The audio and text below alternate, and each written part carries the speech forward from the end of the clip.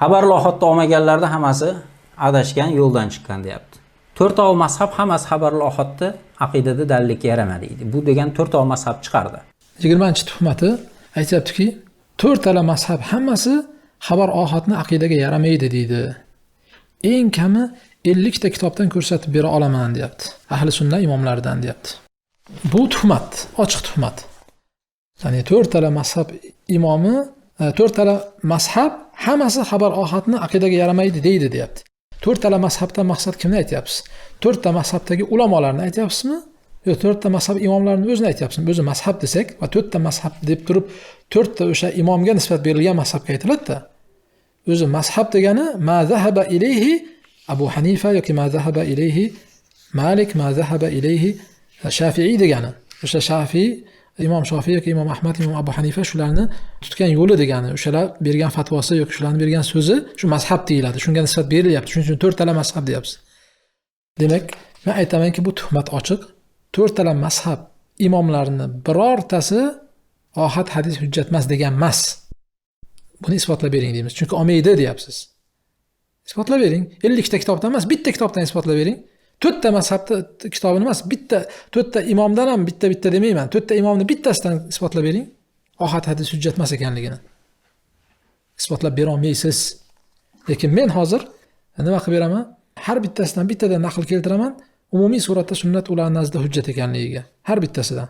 Ibn Abdul Barr rahimahulloh al-Intiqa fi fadail thalathati a'immat al-fuqaha Malik va Shafi'i va Abi Hanifa degan kitobida mana shu 3 ta imomni, Imom Malik, Imom Shofiy, Abu Hanifani fazilatlari haqida yozilgan kitobini 144-betda aytadi. An Abi Hamza as-Sukkari yaqul sami'tu Abu Hanifa yaqul.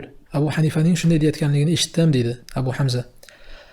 إذا جاء الحديث الصحيح الإسناد عن النبي صلى الله عليه وسلم أخذنا به ولم نعده.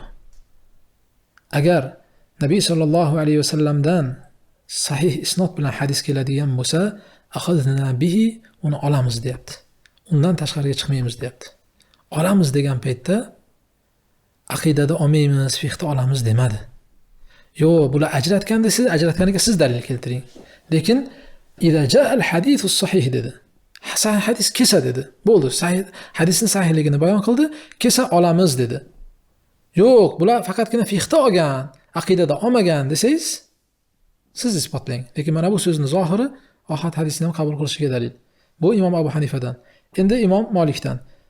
Suyuti Miftahul Janna fil ihtijaj bis sunnah kitobini 12-betda aytadiki, Ibn Wahb aytgan ekan, Sami'tu Malik ibn Anas yaqul. Malik ibn Anasning shunday deyotganligini eshitdim. Ilzam ma qala Rasululloh sallallohu alayhi vasallam fi hajjatil wada'. Nabiy sallallohu alayhi vasallamni hajjatul wadoda aytgan so'zini mahkam ushlagin, lozim tutgin. Amrani taraktuhuma fikum. Ikkita narsani sizlarni orangizga tashlab ketyapman. Lan tadillu ma tamassaktum bihima, modomiki shu ikkitasini ushlasanglar, zalolatga ketmaysizlar, adashmaysizlar. Kitobulloh va sunnatu nabiyhi sallallohu alayhi vasallam, Allohning kitobi va Rasululloh sallallohu alayhi vasallamning sunnati deyapti. Demak, Rasululloh sallallohu alayhi vasallam sunnatini ushlasanglar, adashmaysizlar deyapti. Fiqhda ushlasanglar, adashmaysizlar, aqidada ushlasanglar, harom ish qilgan bo'lasizlar demayapti. Hizbut Tahrirdagilar ohadni olsangiz harom ish qilasiz deyapti. Umumiy suratda aytyapti. Xo'p, Imom Shofiydan keltiradigan bo'lsak, Imom Bayhaqiyning Manaqib ash-Shafi'i kitobida keladi. Haddathana Sa'id ibn Asad qala qultu lish-Shafi'i ma taqulu fi hadith ar-ru'ya. Shu ru'ya hadis haqida nima deysiz? Qarang, bu ayni o'sha asmo sifat haqida ketyapti.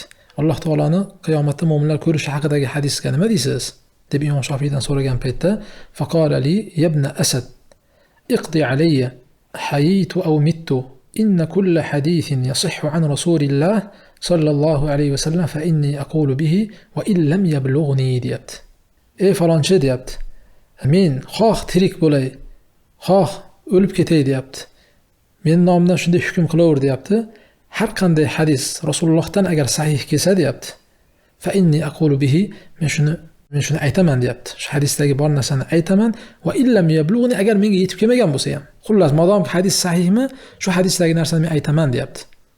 Aqidada bo'lsa aytmayman, fiqhda bo'lsa aytaman demayapti. Bu Imom Shofiydan kelgan gaplari. Imom Ahmaddan kelgan gap Ajurri Shari'a kitobida naql qiladi. Abu Bakr al-Marwazi aytadi: "Sa'altu Aba Abdullah Ahmad ibn Hanbal 'an al-ahadith allati yarudduha al-Jahmiyya fi as-sifat wal-Isra wal-ru'ya wa qissat al-'arsh." Imom Abu Abdullah Ahmad ibn Hanbaldan shu Jahmiyalar rad qiladigan hadislar haqida so'radim.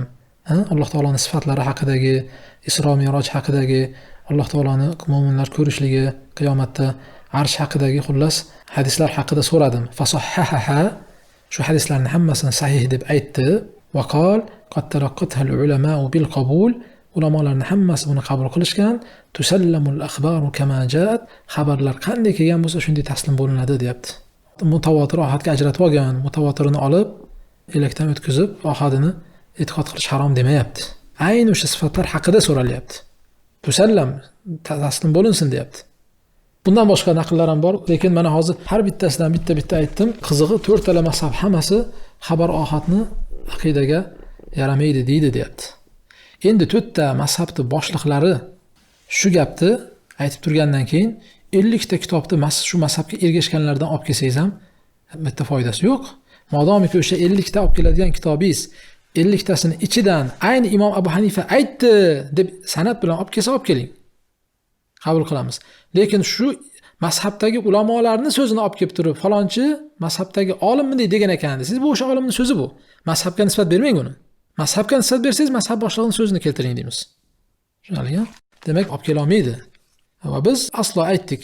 3 asrdan oldin biror bir olimni olib keling. 4 ta mazhabga bog'lanmay qo'ya qoling imomlariga. Har qanday salaflar tan olgan o'sha butun ummat tan olgan olimlarni birortasidan keltiring, ohad hadis hujjat emas degan gapni.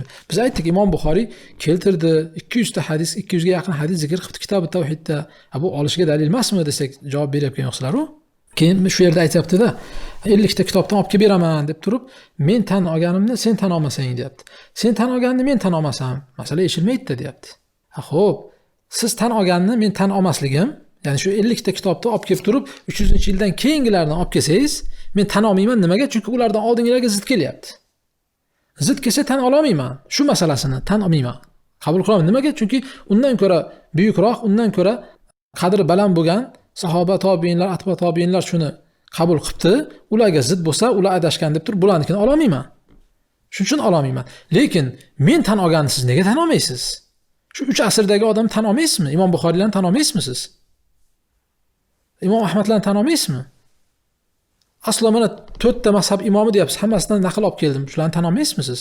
Shu yerda 2 ta guvoh olib kel dedi, 5 ta bo'lyapti deb, xullas men Mahmud Abdulmo'minning daliliga javob berib, darsda nima deganman? O'zini ziddiga gapirgan bu. Sahobalardan ohad hadisni aqidada olsa bo'lmaydi degan dalilni keltirib, o'ziga zid dalil keltirib o'tiribdi deganman. Shunga javob berib, Qur'onni jamlash qissasida bitta odamning gapiga cheklanmasdan 2 ta odam olib kelinglar dedi degan joyi bor. Demak, men shu yerda aytganmanki, 2 ta odam bilan mutawatir bo'lib qolmaydi-ku deganman. Hatto 3 ta bo'lsa mutawatir bo'lmaydi. Mutawatir bo'lish uchun eng kam aytilgan son, men ta'rifini aytmayapman bu yerda. Mutawatir bo'lish uchun eng kam aytilgan son 4 ta. 4 ta va undan yuqori deyilgan aytilgan sonlar. Xo'p, shu yerda u nima deb javob beryapti? Zayd ibn Sobit bor, Umar bor, keyin o'sha yozib olgan odam bor, keyin uning 2 ta guvohi bor. 5 ta odam bo'lyapti, deyapti.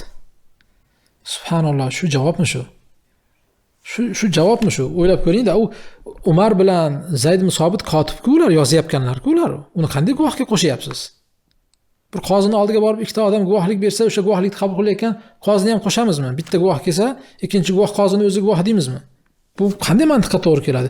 O'sha guvoh bo'lib kelayotganlar, mana shuni yozganiga 2 ta odamni guvoh olib kelayotgan bo'lsa, shu olib kelganlarning hammasiga Zayd ibn Sobit bilan Umar odamni billa borib guvoh bo'lgan ekanmi? Har bitta oyatga o'shalar bilan billa bo'lgan ekanmi? Bular yozuvchilar-ku, kotiblar-ku. Demak, o'zingizning ziddingizga dalil bo'lmayaptimi baribir? Men Qur'onda ohad bor demoqchi emasman.